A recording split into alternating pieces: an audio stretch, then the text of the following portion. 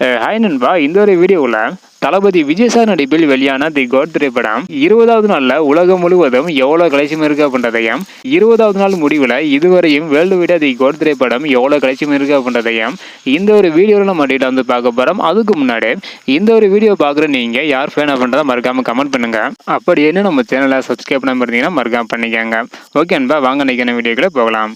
Okay அன்பா, 20வது நாள்ல world வைடா இதுவரையும் எவ்வளவு கலெக்ஷன் இருக்கு அப்படின்றத பார்க்கறதுக்கு முன்னாடி 19வது நாள் முடிவில் உலகம் முழுவதும் 455 கோடி வரை கலெக்ஷன் பண்ணியிருந்தது.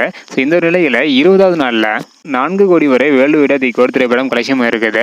மொத்தமாக 20வது நாள் முடிவில் வேர்ல்டு வைடா தி கோட் திரைப்படம் 459 கோடி வரை கலெக்ஷன் இருக்குது.